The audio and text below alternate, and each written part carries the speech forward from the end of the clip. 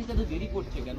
বামেরা স্বাস্থ্য দপ্তরে থাকলে এ প্রশ্ন আপনাদেরকে আজকে থানার গেটে করতে হতো না। দেখতেন যদি এই অভিযোগ আসতো, পশ্চিমবঙ্গে যদি বামেদের স্বাস্থ্য দপ্তর থাকতো, লাল ঝান্ডার স্বাস্থ্য দপ্তর থাকতো, তাহলে কবে কে কোথায় সাসপেন্ড হয়ে যেত আর কবে কে শাস্তি পেয়ে যেত। যেহেতু এটা তৃণমূল কংগ্রেসের স্বাস্থ্য দপ্তর চলছে, যেহেতু এটা বিজেপির ছাতার তলায় তৃণমূলের স্বাস্থ্য দপ্তর চলছে, তাই আজকে এই আন্দোলন রাস্তায় নামতে হয়েছে।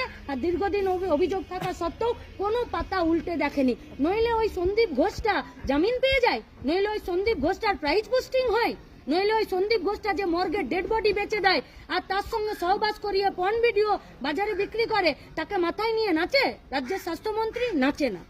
পশ্চিমবঙ্গ ফার্মাসিউটিক্যালের কোনো ওষুধের বিকল্প ওষুধ না এনেও সমস্ত ওষুধকে বন্ধ করে দিল, মানে এরপরে রোগীরা কোথায় যাবে, কি করে?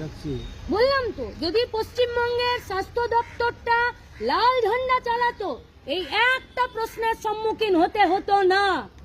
আজকে তৃণমূল কংগ্রেসের পরিচালিত স্বাস্থ্য দপ্তর আছে বলে এই প্রত্যেকটা প্রশ্ন খুঁটিয়ে আপনাদেরকে জিজ্ঞেস করতে হচ্ছে। জিজ্ঞেস করুন পুলিশকে, স্বাস্থ্য দপ্তরকে, আরজি করে পাথরতা যে ডাক্তার, সেখানকার ছাত্রী, কেন তার ডেড বডিটা এরা নিজেদের দায়িত্বে নিয়ে গিয়ে পুড়িয়ে দিল, নিজের মা বাপকে না দেখতে দিল? তাহলে শুধু ওষুধ কোম্পানি নয়, এখানেও একই জিনিস।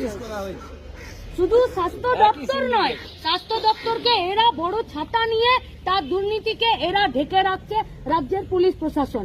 আমাদের খুব ভয়, যাদের কাছে আমরা নিরাপত্তার জন্য আসি নিজেদের, আর যাদের কাছে আমরা আমাদের রোগের জন্য জীবনের নিরাপত্তায় আসি ডাক্তার, এরা দুটোই আজকে দুর্নীতিতে একদম নিমজ্জিত হয়ে গেছে। রাজ্যের মানুষের ভবিষ্যৎ খুব খুব খুব সংকটে আছে।